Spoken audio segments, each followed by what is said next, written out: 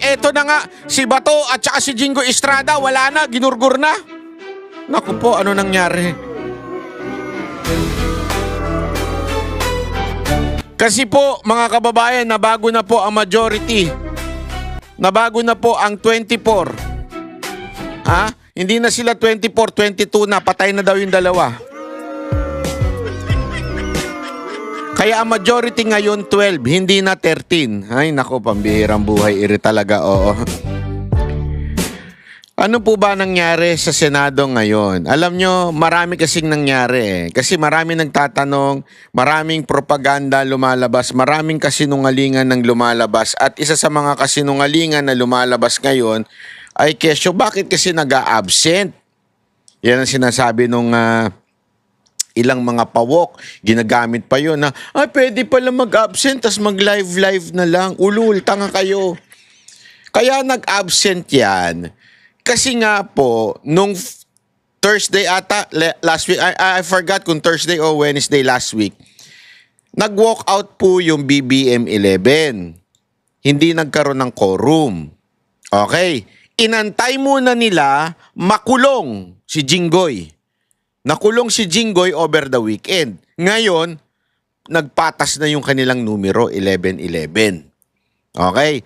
So, magkakaroon ng problema pag nagbotohan. Kasi pagbotohan ng chairmanship ng mga komite, yung mga present lang.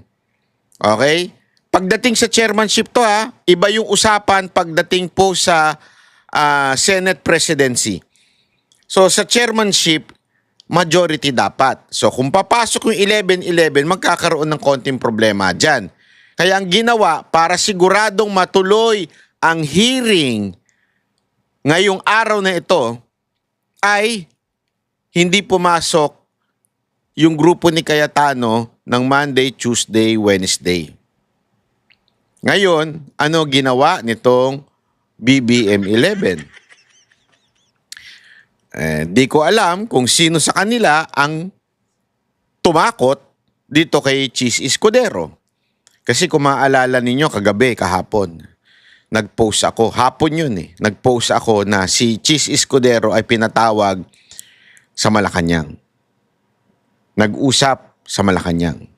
Bago pa lumipat si Chis Escudero, in-announce ko na po yan. Kasi nga, sabi ko nga sa inyo, meron tayong bubuit dyan sa Senado. So, in-announce ko po. Tapos, after a while, nakita na natin si Chis Escudero doon sa Senado. Pumasok siya para maging 12. Ngayon, yung 12 ba ay masasabi mong may quorum na? Ano ibig sabihin ng quorum? Ibig sabihin ng quorum is kailangan magkaroon ng 13. Dahil 24 po ang senador. Hindi naman po namatay si Bato, hindi rin naman po namatay si Villanueva. Si Jinggoy. So, ibig sabihin, 24 pa rin hanggang ngayon ang senador.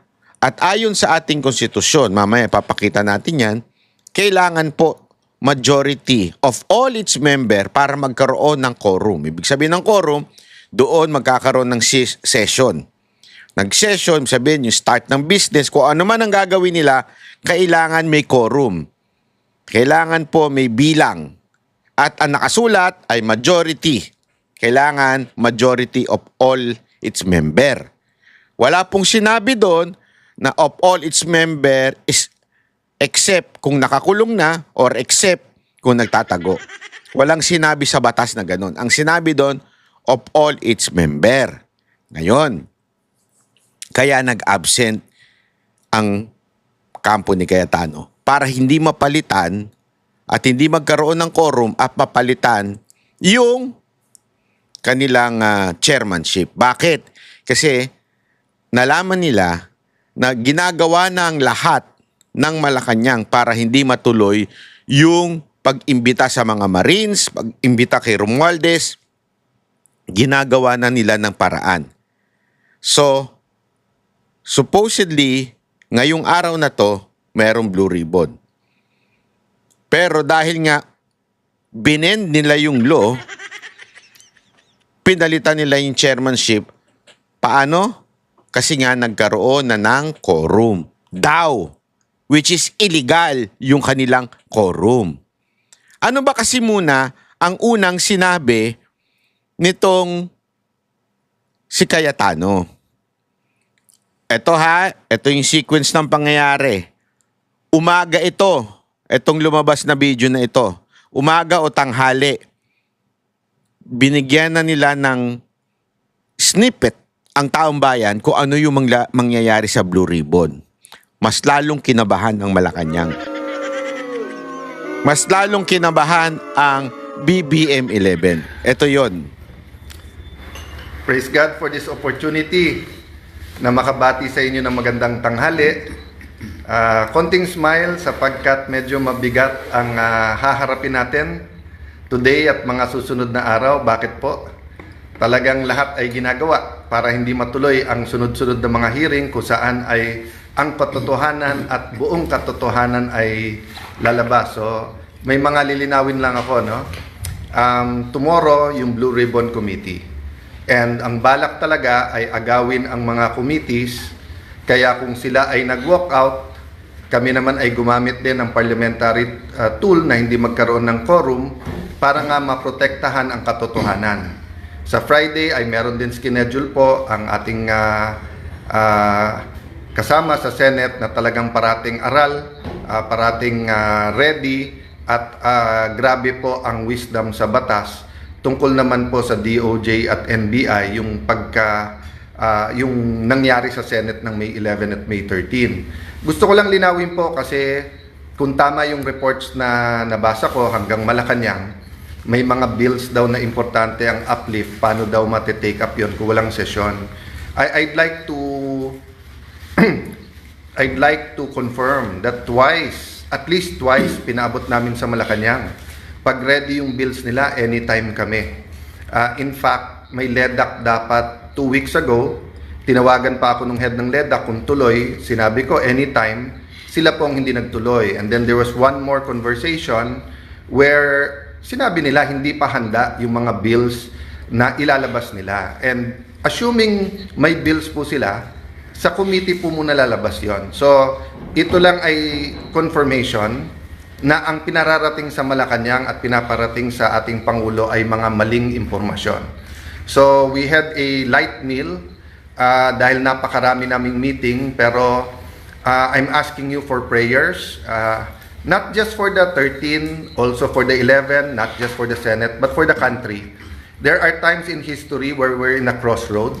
So, minsan kasi sa history, whether ang takbo mo ay 20 kilometers an hour pero 100 kilometers an hour, pareho lang, dadating ka rin doon.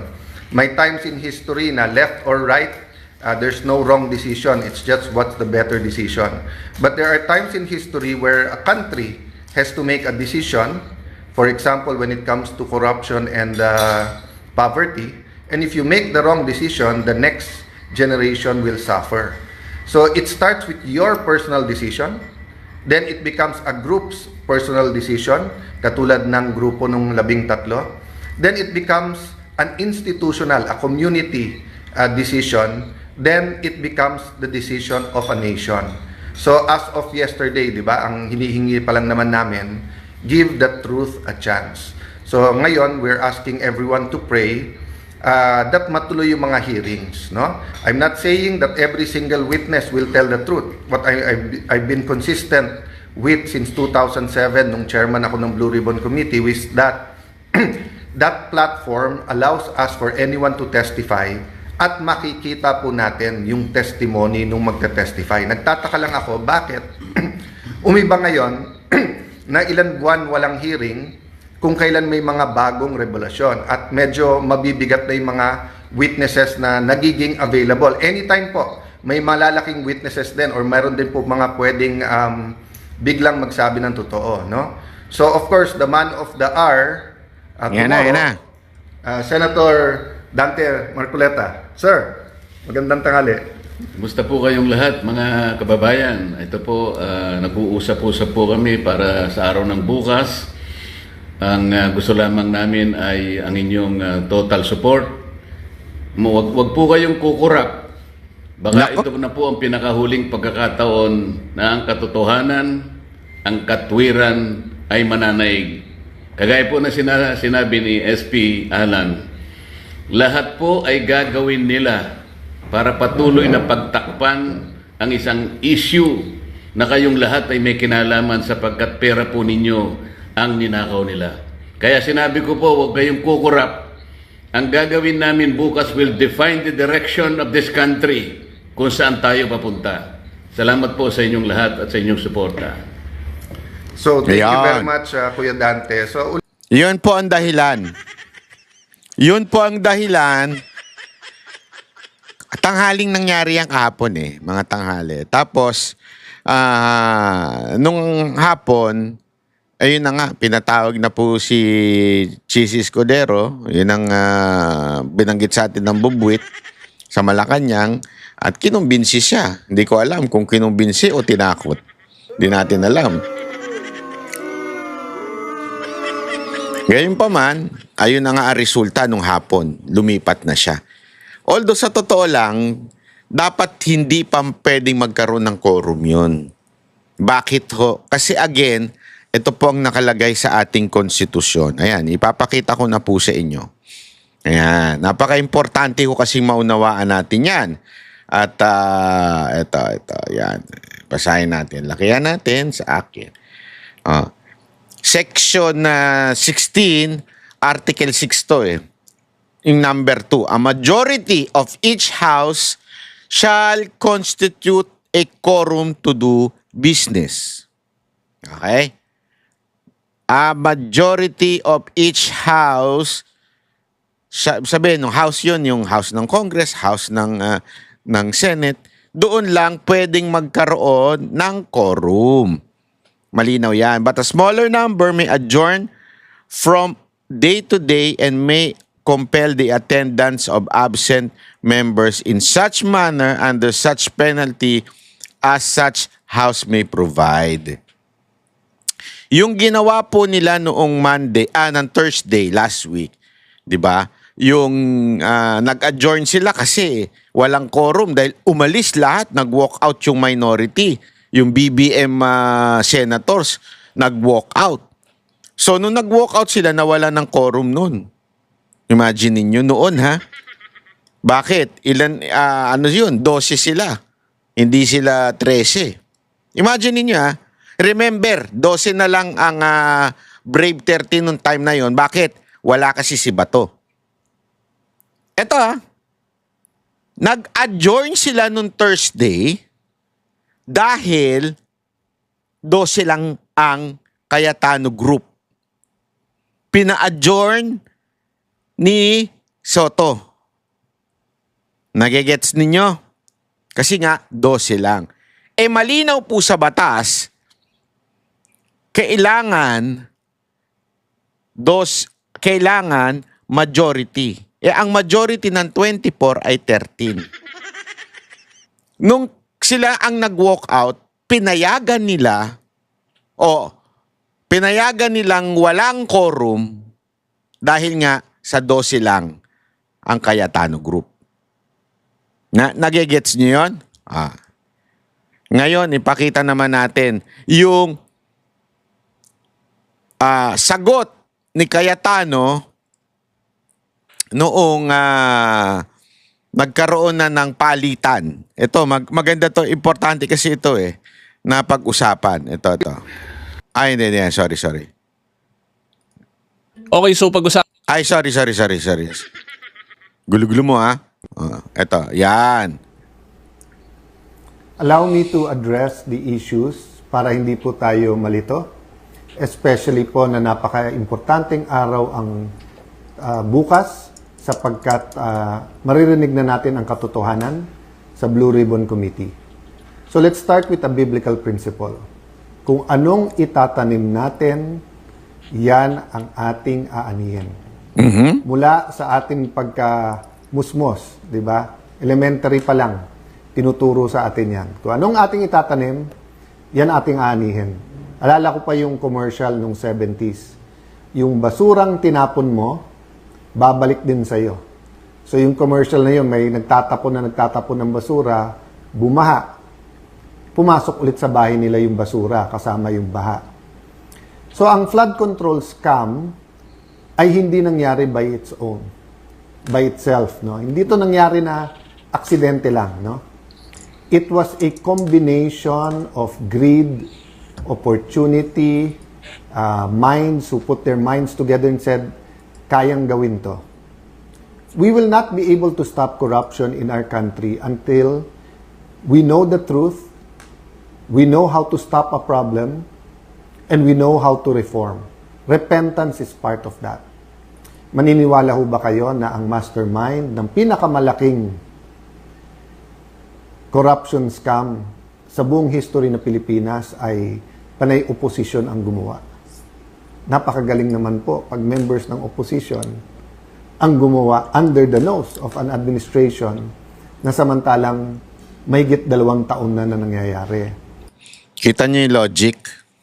Di ba? Ang ganda nung sinabi niya na yun. Imaginein mo lahat ng nakukulong o nababanggit o nakakasuhan ay galing sa opposition. Kasi ang opposition, itong grupo nila Cayetano. So sila ang nakapagnakaw, and yet, yung budget na yon ay yung presidente ang nag-aayos. Yung presidente rin ang nagpipirma. Pero ang nakapagnakaw, yung kalaban ng presidente. Paano nangyari yun? Doon pala makikita mo na may punto si Cayetano dito eh. Tama yun. Paano nangyari nakapagnakaw yung kalaban ng presidente, ang may hawak ng pera, yung presidente? Di ba logic says, ang pwedeng magnakaw ay walang iba kung sino yung may hawak ng pera. O kaya yung mga kakampi niya. Pero ang nakapagnakaw, yung mga opposition, paano nangyari? Diyan pa lang malalaman mo na hindi ka paniwala yung Blue Ribbon Committee nung panahon ni Lacson. Na ang na-discover lang lahat ay puro kalaban lang nung nakaupong presidente. Paano nangyari? So, we started, the majority and as Senate President, we started diplomacy po talaga. Wanted to work together. Number 1 priority is the economy. Number 2 po, yung pong impeachment dahil accountability. Pero kasama po yung ating priority, yung mga flood control issues at iba pang mga scams na bigyan ng tugon. Nabigyan na ng tsansa ang grupo ni Senator Lacson at Senator Soto. Kasama dyan sila Senator Win. Alam naman natin lahat na kailangan ay 13. So let me state this. Malacanang backing the move of the senators today and the other groups backing them, they will say anything and do anything to bend the law and basically susunugin na yung ating konstitusyon. So when I said a while ago that I am still the Senate President, the legitimate, the legal, moral Senate President, it's not about me, it's not about the position. Anytime po, pwede po ako mag-resign, pwede kong ibigay ito sa iba kung may 13. This is about democracy. This is about an independent Senate. This is about fighting corruption. You cannot say you love democracy, but walang checks and balance. Hindi pwedeng sabihin you love democracy, pero pag mali yung numero, invento na lang po tayo. I don't know how much time I have. There's so much I want to tell the Filipino people. Some of it you might think is very productive. Some of it you will think it's my thoughts. But let me tell you this from the bottom of my heart. God loves the Philippines. Ulitin ko po God loves the Philippines. So we have to take a step of faith. Sabi sa book of James, faith without action is dead.